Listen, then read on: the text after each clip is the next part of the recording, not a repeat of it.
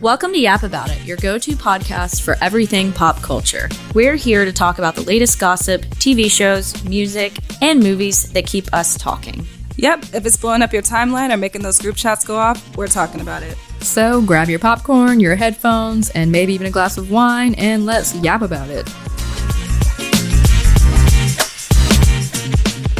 Hey everyone, welcome to the first episode of Yap About It. I'm your host, Lauren, and I'm here with my co-hosts, Alisa and Christina.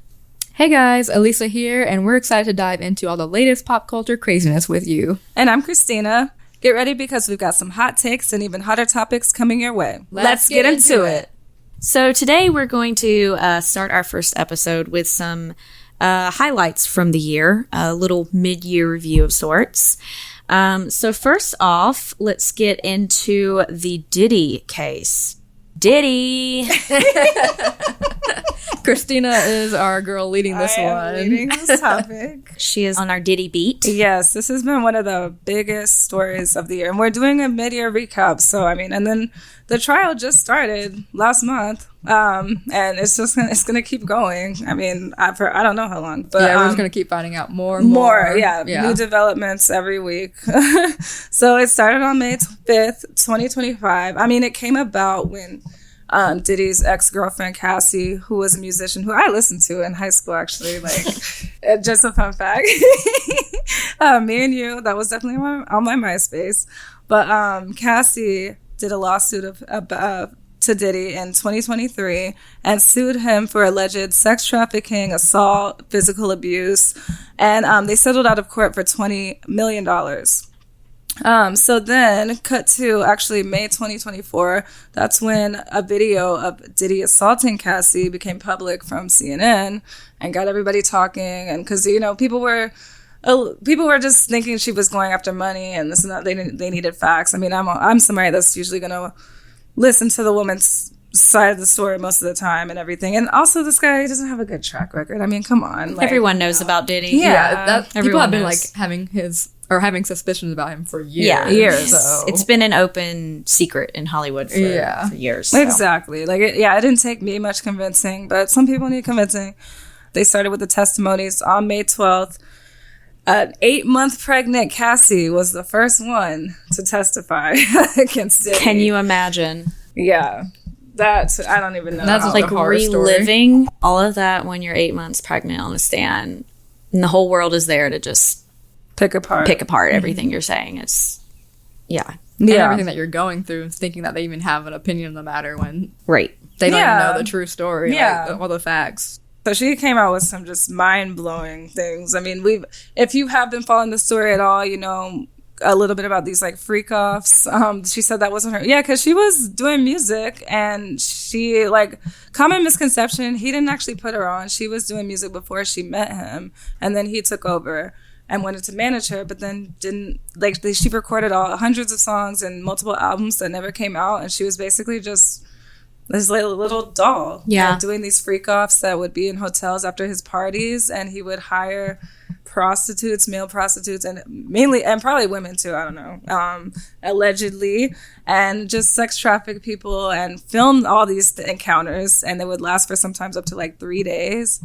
Said that she had to perform while on urinary tracks and just UTIs, on drugs, alcohol, all these different substances. And it essentially became her full-time gig. Her full-time job. Her job was to perform at these freak-offs. Mm-hmm. So really, really, really tough stuff to listen to. Yeah, it is really dark. I don't know if we would do a deep dive on it like some podcasts, but just to talk about the biggest thing, one of the biggest things, and I really do hope he goes to prison for life. There's been also all these accusations of just violence over the years, people disappearing allegedly. It's just hard for me to wrap my mind around how he's gotten away with stuff for so long, especially when he's just hiding in plain sight like this too. I can't wrap my mind around it.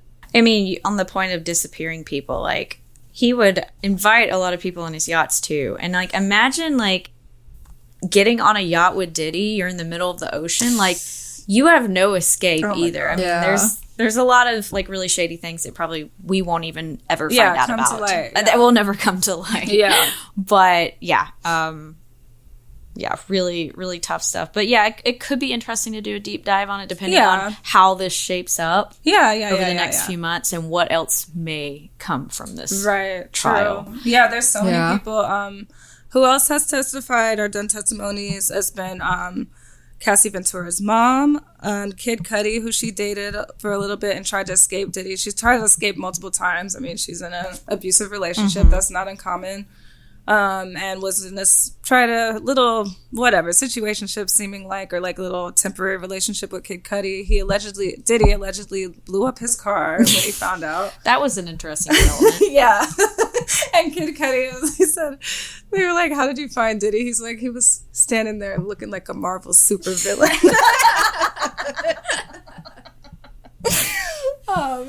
They've had Cassie's ex-best friend give a testimony because she was around a lot.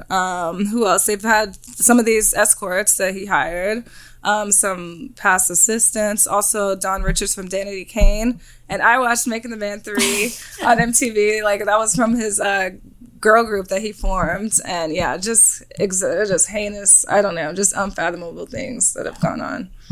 Yeah, and it's just scary to think that you can have like so many testimonies against somebody, but because of their fame and like how big they are, it's like you don't even know how it's going to actually stand in court. Yeah, he's powerful. I mean, the justice system is already in his pocket. Yeah. So, I mean. Yeah, that too. Like, they said that there would be like policemen and things like that. At the freak-offs. So. Yeah. He already has them under his control. Yeah, I mean, he hid all these the video of the violence for so long. He probably paid somebody off to get rid of that. Yeah. You know what I mean? Like, he paid the hotel like tons of money to keep that video hidden for the longest time to not get out. Yeah, right. With Cassie being abused in the hallway. So yeah.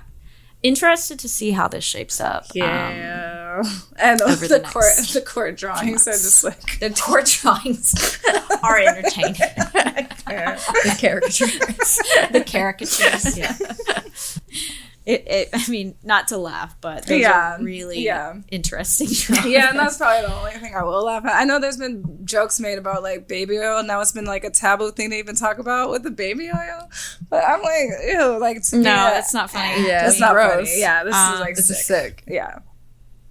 Yeah, it is interesting, everything that's coming out. I mean, I think even, like, Mike Myers was brought up on the stand because someone who worked with Diddy also worked for Mike Myers. I need to fact check this, but allegedly he was involved with the CIA too. So like that's like an interesting development that's coming out that may not have anything to do with this trial exactly, but you know, maybe he was just researching Austin Powers, like maybe for that movie. But I feel like you'll go on. I feel like we're just going to see a lot of big names coming out through this that we're going to be shocked by. Yeah, like, you know, already it was like Jay-Z. I mean, he refuted it, but like Jay-Z's name was brought up earlier in the year. Yeah. And J.Lo, I mean, she was been laying low up until like the AMAs pretty much, and after, you know, her divorce, but she dated Diddy, and that actually that kind of was one of the first impressions I had of not liking Diddy when I was a kid. It was because she was arrested with him, and I was like such a J.Lo stan ever since I was a kid, because of like just growing up. I mean, I'm a 90s baby, and then like growing up with watching Selena, and then I became a fan of her music and stuff like that, and I just still remember that relationship she had with him that seemed so volatile, and then they both got, you know, arrested. She was carrying a gun unlawfully or something like that, allegedly. For him. Allegedly. For him. And it's just like, it seems like there's just death and murders that go around with him, like with like Tupac and Biggie and stuff like, I don't know. He just always gave me a bad vibe. And then he was such an asshole on Making the Band 3, which I also watched. But I'm interested to see if J.Lo is going to be dragged into this and how heavily, you know. Yeah, for sure. Yeah, definitely. I mean, it just sucks the year she's having because she got divorced, and I thought they would last long. I was rooting for J.Lo and Ben. I thought it was such a sweet love story, but no. I thought it was. I told you when this happened. I said this is going to last 5 months. Stop. It lasted a little bit longer, I think. But one highlight of this is seeing Ben just walking around with his Dunkin' cups looking like the most miserable person in the world and creating the most relatable images from those paparazzi shots. Like literally like me Monday through Friday. Like he's hilarious with those. I mean, I don't know. He had two amazing. I mean, he's been married twice. She's been married more, but Jennifer, both Jennifer seems amazing to me. He needs to stay away from Jennifer's. Yeah, or maybe it's just a Jennifer. Maybe he just needs to stay away from Jennifer's, and he's not compatible. But I'm like, you had Jennifer Lopez, and you had Jennifer Garner. I'm sorry, I don't really. What's the issue here? I'm not seeing it. But no, I thought it was cute that they rekindled. Like, I just love I don't know, the rekindling part, like this like notebook type thing. But then he wants to say it was a fever dream. Do we think this was actually a publicity stunt? I don't. I do. But I'm of the opinion that most of these things are publicity stunts or PR. Yeah. Related. Well, once they get to marriage, then I'm like, well, when you do that, then I'm like, I don't know if it's a publicity, or even maybe something might start out as one and then it turns into something else. That it could be beneficial for their career to get married too. I didn't think about that. Like maybe they have a bad image already, so they need to like clean it up. Mm-hmm. Oh, I'm settling down, you know. Oh, gotcha.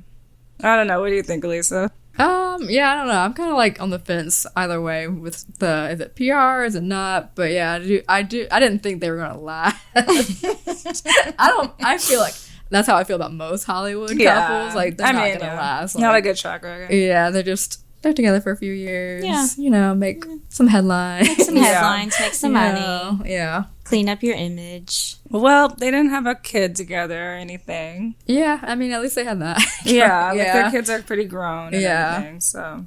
It seemed like they were good with blending families. J.Lo was still hanging out with his kids and everything after the divorce. Yeah, it seems like she actually developed a relationship with the kids, too. Yeah, that's good to see, too. It's like, okay, it wasn't just like a whole fake, relationship. Like, she actually did care. Yeah. So. Yeah. Speaking of J.Lo, she hosted and performed at the 2025 American Music Awards. Possibly questionable choreography. Yep, very interesting.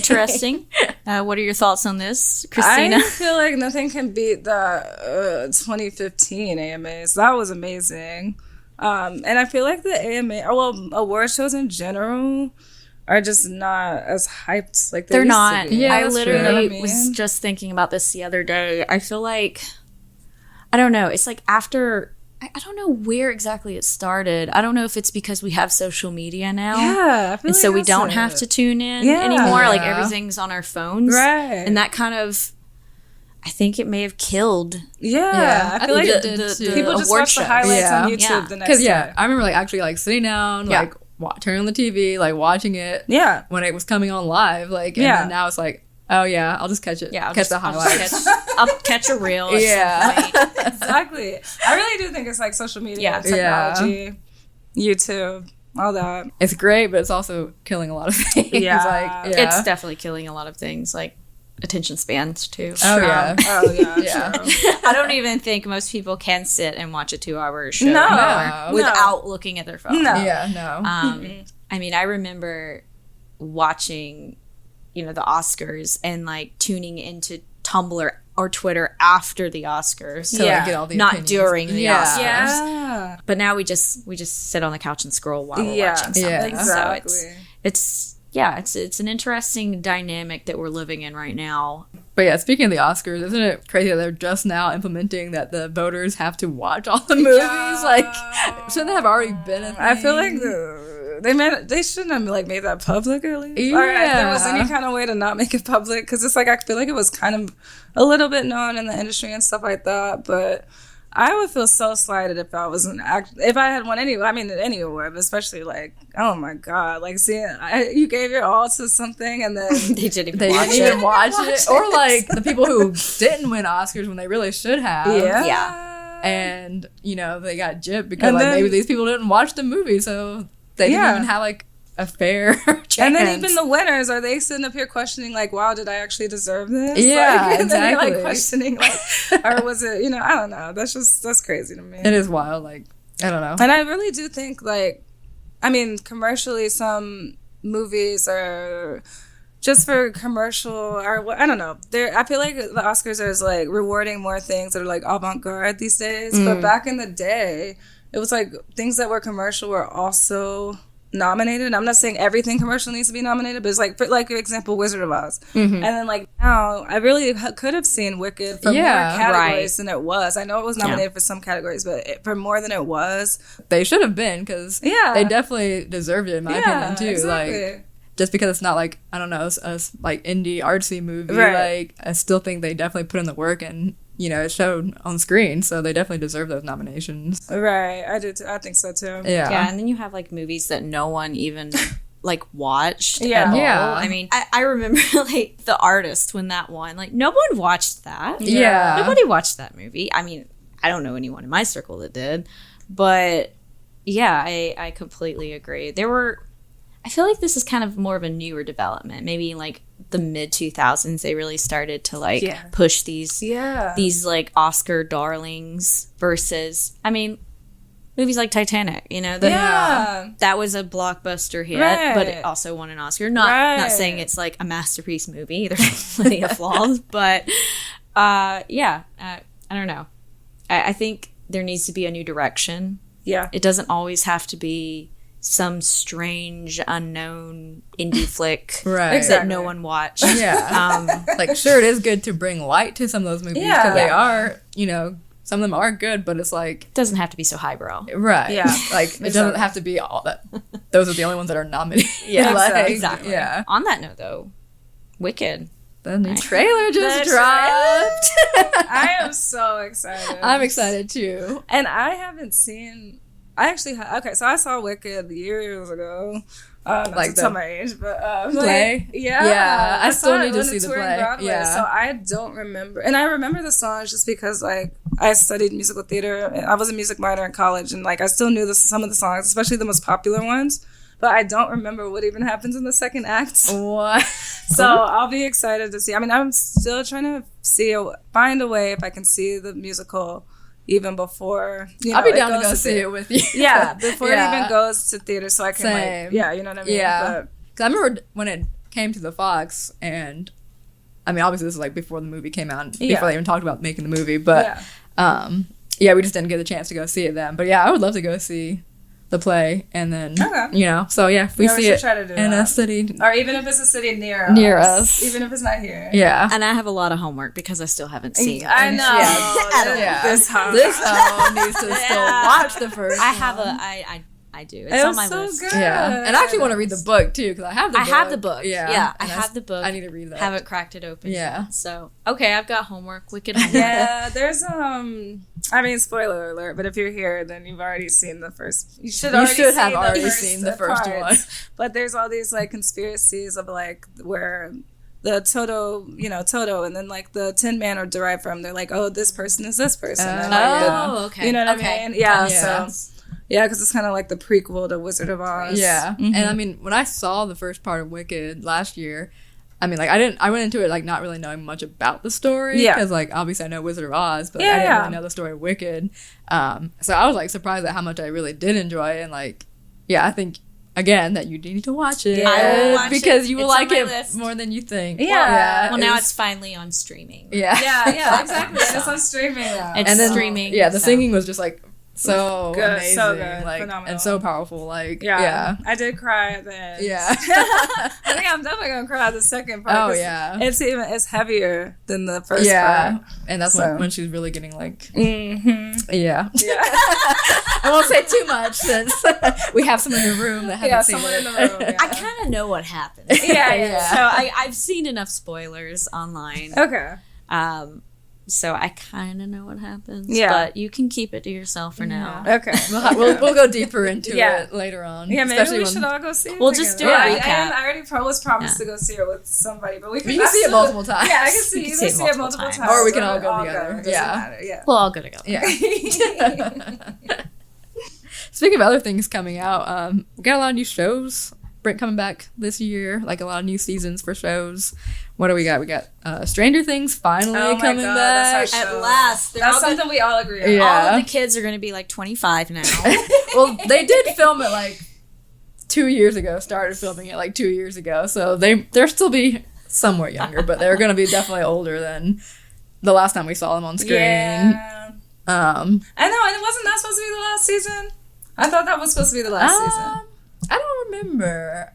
Okay, I think they have stretching it out. Yeah, I do feel like that's one thing I get annoyed with shows is when they stretch them out longer than they should be, because stop stretching out shows. I like it when shows like have an ending in mind when they start the show, because then you know, you get a nice conclusion instead of this like ongoing show where it just starts going nowhere. Sorry, but I'm gonna say Supernatural's one of those. It should have ended at like season 5.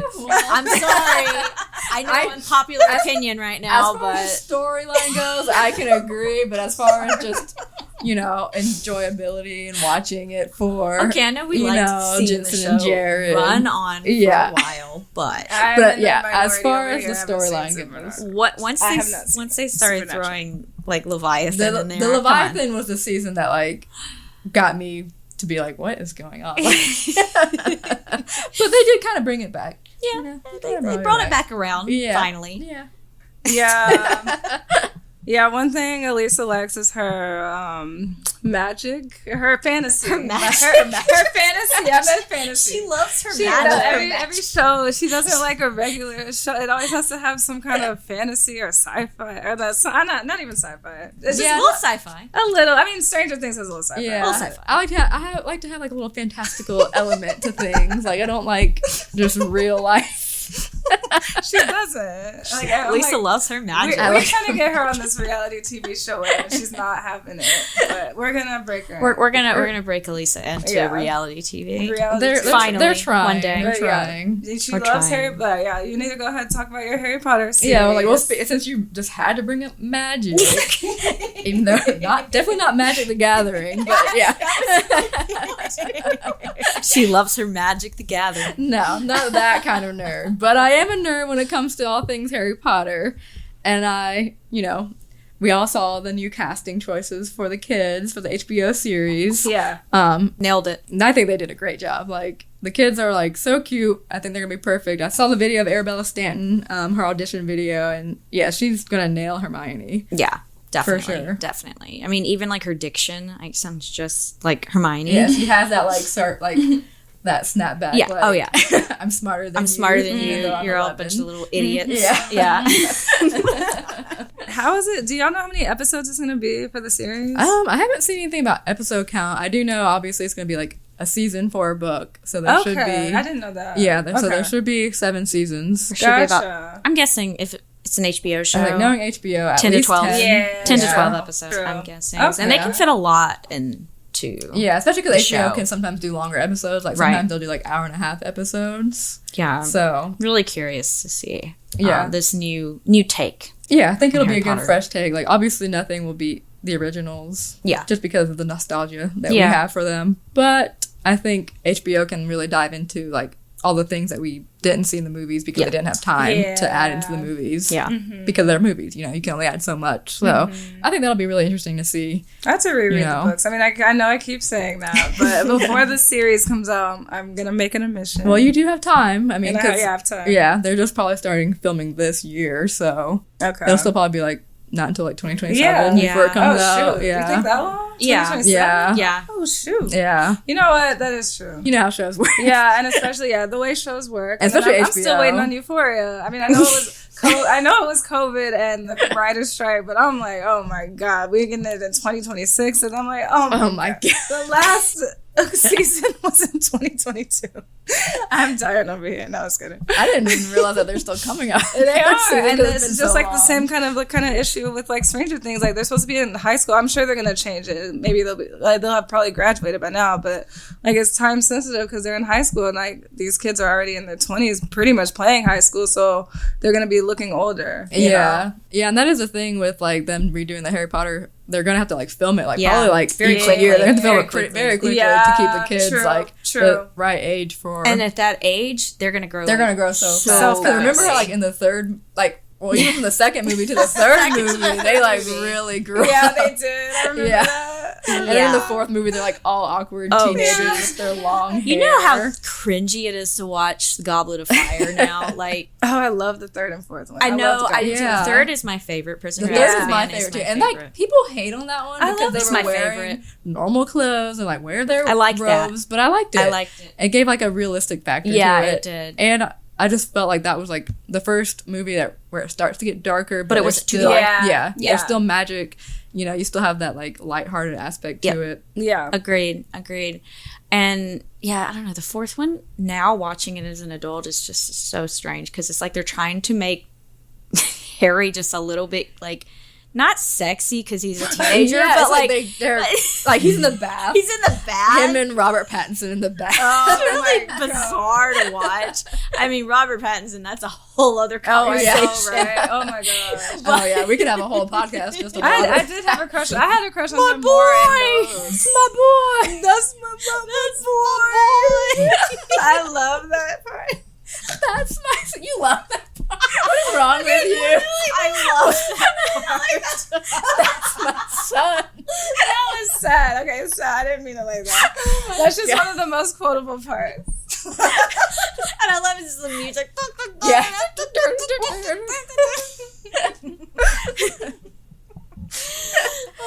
Okay, no, I don't love him. We should rewatch that movie, and I know we should. And we should do an episode. recap. Yeah, no, I actually do need to rewatch the movies. I was just telling Alex that I need to have a rewatch. You rewatch them every year. No, I actually didn't rewatch them last year. And then this whole went into London recently. And speaking of Goblet of Fire, at the studio tour right now, it's Triwizard Tournament themed. Of course it is. So they had like all the Durmstrangs and the bow buttons. Did they play the death music? No. Well, yeah, they did. They had like the whole little maze. They had Robert Pattinson's lifeless body staring into oh my God. the sky. That close-up shot. Stop. Oh gosh, yeah, no. But speaking of things that I did in London, I did go see Cursed Child. Yeah. Which was amazing because over there, which is obviously where it originated, they have 2 parts, so it's like 5.5 hours long. You go see like the first part is like 2 hours, and then you have like a long intermission for like an hour and a half to go eat lunch and stuff, and then you come back for 2 more hours. And then when they started doing the play here at Broadway in New York, they shortened it down to 2.5 hours. Because Americans don't have the exactly. I'm like, how do you shorten attention down span for that? It's so true. I'm like, how do you shorten down a 5.5 hour play to 2.5 hours? Like, how do you cut that much stuff out? Like, that's a lot to cut out. But I am excited, and I do want to go see it again on Broadway because Tom Felton is joining the cast for a 19-week run. We're gonna take a weekend trip. Yeah, we need to take a trip. Yeah, the pre-sale starts soon, so yes, we gotta look into that weekend trip. No, but 100%. I mean, the West End is so much better to see shows than, in my opinion, than totally. Broadway. I mean, that's just really Oh yeah. Well, I think it's crazy too because like they have whole theaters dedicated definitely to a play, to a specific play. It's not like. It's not like interchanging. Gotcha. Like, this is the Cursed Child Theater. This is where it lives. Yeah. Like, you know. Gotcha. So. I saw King Lear in the West End. Yeah. And I saw Sir Ian McKellen play. That's cool. That's production. Really cool. That was great. Yeah. I and the tickets are a lot more affordable. They are a lot more affordable. Than Broadway. Yeah. So, yeah. I would definitely see another play in London again. Yeah. For sure. Nice. But I'm excited about Tom Felton. That's really cool. Yeah. When I saw that news, that was shocking. I'm like, that's crazy. Like, especially because he's never done like theater acting before. So this will be a totally different role for him. Like going from, you know, screen acting to being on a stage. Like, it's a completely different world. Yeah. A lot of the actors have, I feel like they've either continued and some of them have dropped off from acting. From Harry Potter. Yeah. Does Emma Watson even act anymore? Or she dedicated herself to like activism? I feel like I haven't seen her in anything since Beauty and the Beast. I don't think so. Yeah, I did hear like in a podcast one time that she got really turned off from acting after the filming. Was it This Is the End? Oh. Because Franco was so bad on that production that she was like, I'm done. I can see that. I could see it. I have definitely heard other things about Franco. But yeah. Allegedly. Allegedly. We don't have to get into that. Yeah. Yeah, I need to know about that. We got to end that with allegedly. Yeah. Allegedly. But yeah, I mean, after you've done like something as big as Harry Potter, it's like you don't have to really continue acting. You can really choose what you want to after that. Exactly. So. And then, like, that's why Daniel Radcliffe started doing like really obscure roles, quirky roles, because he like wanted to pursue doing different types of roles that that most people don't do. Yeah, and then he even did stage work too. Like he did. Yeah, I do remember hearing about that. Remember Equus? Yeah. Well, did he? Yeah, he was like nude in that, right? Yeah. Is that the one? Yeah, I the heard horse. about that. Yeah. Yeah, I've read a quote from Emma Watson like years ago. And she's like, I mean, in reality, I don't even have to work the rest of my life. But, right. Yeah. Like, all of them are set for life. It's set for life. And yeah, like I feel like Rupert Grint really has probably done the least out of the main three. As far as acting. And then he just recently had a baby. I saw that. Yep. Since we've been talking about my favorite thing for a little bit now, we can talk about Christina. Yeah, I'm going to be on the Swiftie corner right here. I mean, we all are Swifties, but there's like tiers, So I'm like the obsessive Swift. No, I'm not the one going and like doing the most crazy stuff online. But as far as like the knowledge and everything, and the knowledge base, supporting of my girl, but I'm not the one that's like, well, not the crazy ones y'all be. She's like Charlie Day, with the little red string and all the pictures, and she's like, she's like piecing the information together. The information like, about this reputation? Man I need reputation. And this one, and this ex, and this. Yeah. When she announced TTPD, I remember they were like, "Why are y'all getting so worked up about this?" Like Alisa and Lauren, and they were like, "What's going on?" And we were like, "We thought she was gonna release Taylor's version of Reputation." I'm like, I can't even explain this to y'all. Just like do your research, okay? I mean, I was honestly more excited about the new album than I would have. Like, I love Reputation, but I'd rather hear new music from her than like. A re-recording, which even though like I do think it's great that she like did re-record all her music and now owns all her music, sometimes it doesn't hit the same. I'm like, my favorite re-record was Red because it I loved having the 10-minute version of All Too Well.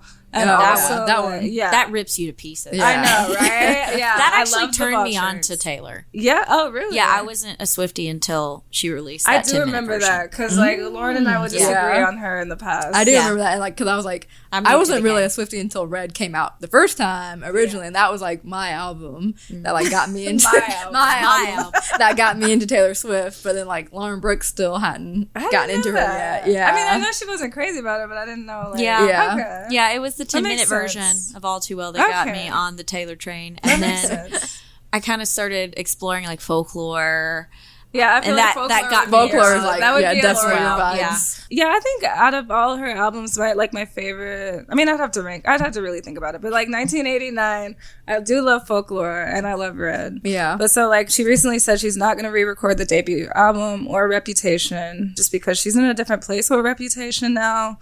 And I mean, just sonically, that's just hard to do because it still has to differ when you re-record it. It can't be a carbon copy.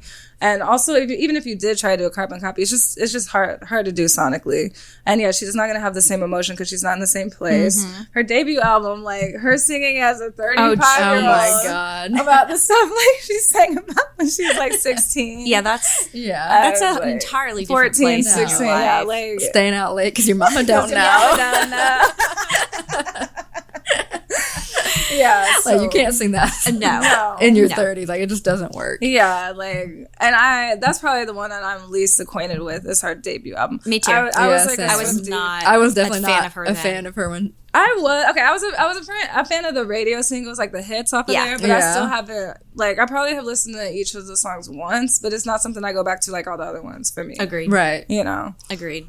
Yeah, but I'm going to give you a little history lesson, get you caught up to speed about her just owning the Masters and how it came about and everything. So back in 2019, at music business, just fun fact, that was my major. I mean, it's changed a whole lot since I've been in college because of streaming and technology and this and that.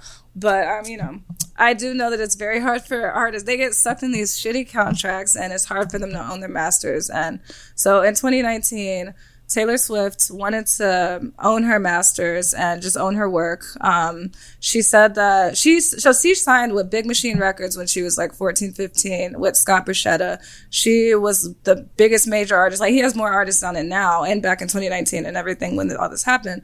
But she's the one like who was the foundation of it and made it to what it was. So she said that she could have owned it, but Scott was saying that she would have, for every one she'd earned, she'd have to then have a new one. So she would be basically just locked in for years and years and years. And that's not what she wanted. She wanted to, go separate ways creatively and for multiple things. And anyway, long story short, he ended up selling her masters to Scooter Braun, who she already had beef with, who she hated. Like, just think about one of your like biggest enemies, and this is your life's work going to them. And I mean, it wasn't just her work. I think he bought like several artists on masters from the Big Machine Records, but just the fact that she was the biggest artist on there, and she, like I said, she had a hand in making it what it was. Obviously, my girl didn't like that. So if y'all remember this played out on Instagram back in the day. In 2019, it was this whole thing. She like made a whole statement, and then Scooter's wife got involved. Justin Bieber got involved. that Taylor What Up post, and it's like Kanye. And it's like it's a screenshot of him FaceTiming like Kanye and Scooter Braun and and it's Justin. And just in the midst of all this going on. So that just turned into why she re-recorded all these albums. She's re-recorded everything except Reputation and the debut one. And Reputation was the very last album that was on the Big Machine Records. Everything after that, she doesn't have to re-record or anything. So recently, she was able to buy all of her masters. So we're so happy for her with that. And she devalued, I feel like, the original ones anyway, because she was telling her fans to stream the new ones and everything, so they just lost their value anyway. But yeah, I'm just happy for her, that's super exciting. That's really big, because not a lot of artists can say that they own all their music like that. And all her merch too, her merch, music videos. She said music videos, the concert films, everything. I know that there was some roadblocks. I know when she said that the Netflix special was going to come out, I remember there was like a roadblock about that because she didn't own her masters, and she's like, but I need this because it's going to be featured in the film, So now she doesn't have to worry about any of that. Good for Taylor. Good for Taylor. I mean, she definitely knows what she's doing. Like, she's a smart businesswoman. Oh, definitely. My girl's she's one of the only artists of these days that has become a billionaire and not have had to, and no shade to those who have a makeup line and all that. I'm not saying that. But it's just on music alone. Yeah. Granted, she does do these like little, like have a version of this and like, oh, this is the whatever EDM version of this. And I don't know. I know she does like little things. But still, to say that you don't have to have all this like merch besides your concert merch. Or like you don't have to have a clothing line. You don't have to have a She didn't have to have the Taylor Swift lip kit, Exactly. Like you don't have to have all these other things, and it's just from touring and your music and all that. That's impressive. That is impressive. Yeah, for sure. Definitely. Self-made. That's a self-made billionaire. That is. All right, so I'm going to switch gears a little bit. Time for Bravo brief. So, Real Housewives of Rhode Island is officially on the table, according to Andy. There's a rumored cast. According to Andy, they're very Italian, so I'm really hoping for some early New Jersey vibes here. I know that Dolores Catania is rumored to at least make an appearance because she already has a relationship with some of the ladies on the cast, so interested to see how that's going to shape up. And also, Rachel Zoe is joining Real Housewives of Beverly Hills for the new season, which is going to be, I think, a nice addition. She's returning to Bravo. Because she had a show on Bravo before. Yeah, she's already friends, or Instagram friends, with Sutton, Kathy, and I think Bose. Not Kyle, though. So I wonder if we're going to see some beef between them. I don't know. But just a little update there. And last but not least, Next Gen NYC premiered. And I don't know. What's your take on the first episode? I like it. I came in with really low expectations, and that's not a knock on the kids.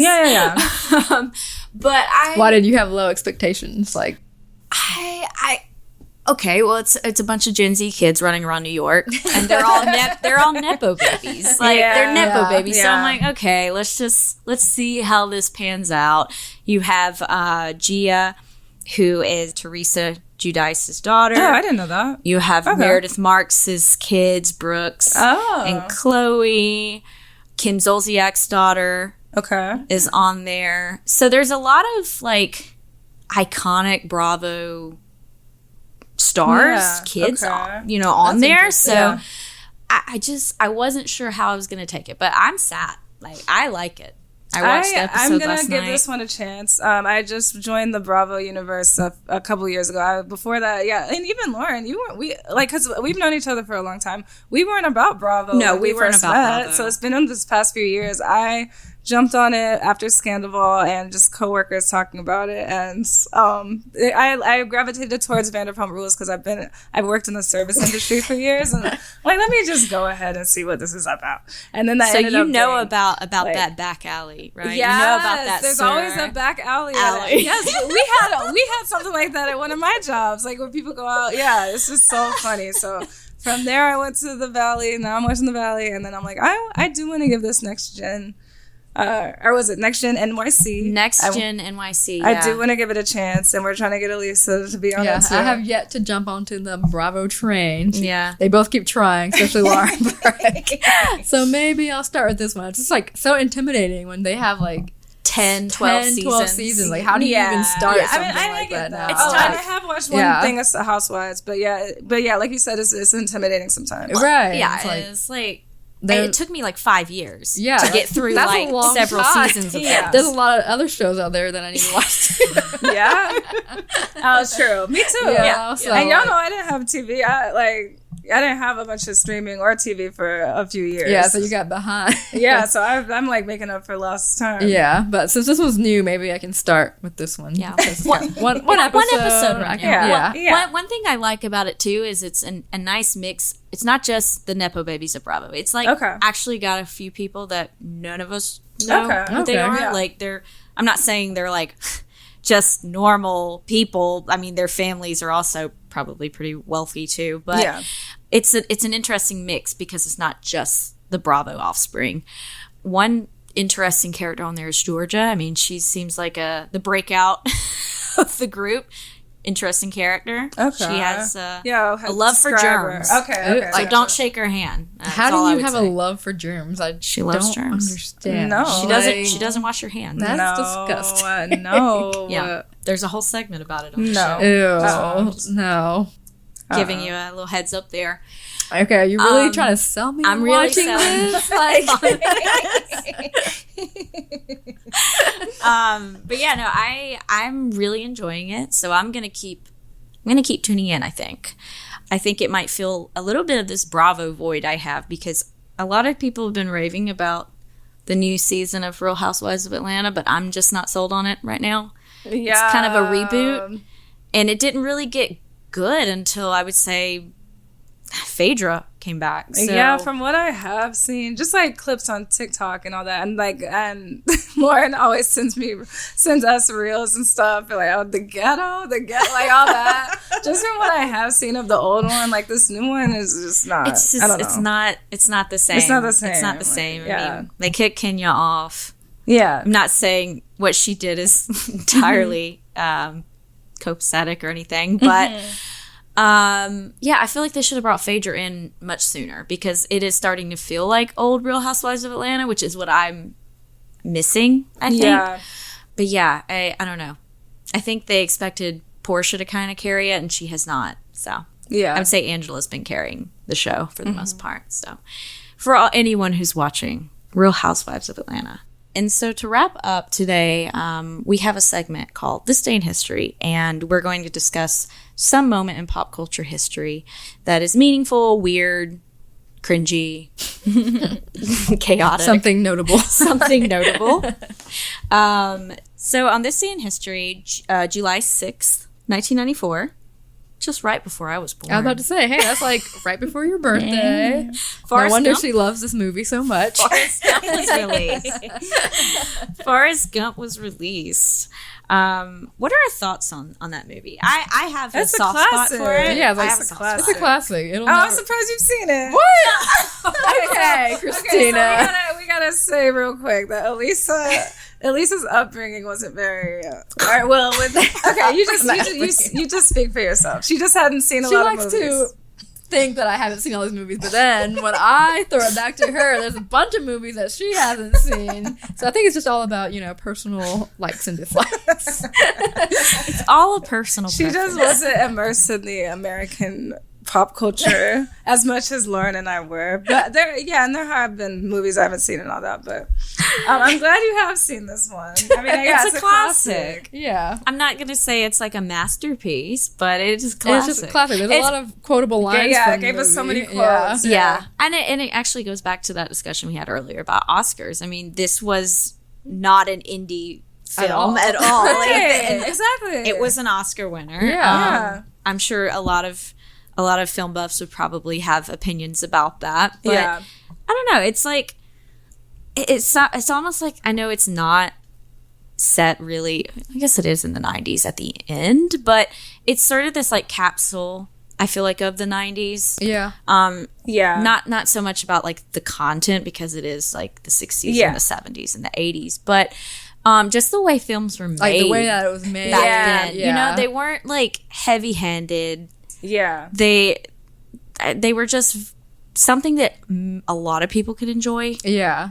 It's not like it was categorized for like one group of people. Like it's like something that like anybody could watch. Yeah, anyone can enjoy it. Any age could enjoy it. And it's still enjoyable today. It's still enjoyable today. It's a timeless movie. I watched it with my parents all the time when I was a kid. Yeah. I feel like that's the biggest problem with like a lot of movies coming out now is like they're not timeless. They're not timeless. Yeah. They're going to age and no one's going to watch this in like 10 years. But like a lot of movies that came out in like the 90s and the 80s, early through 2000s, like people still watch to this day. Like, instead of kids. That's a good point. It's a really linear storyline too. Yeah. It's not trying to be highbrow or avant-garde. Mm-hmm. It's just a story about a guy who's been in all kinds of simple moments in history. So, that was our fun fact for the day, for this day in history. And that wraps up our first episode of Yap About It. Thanks for tuning in.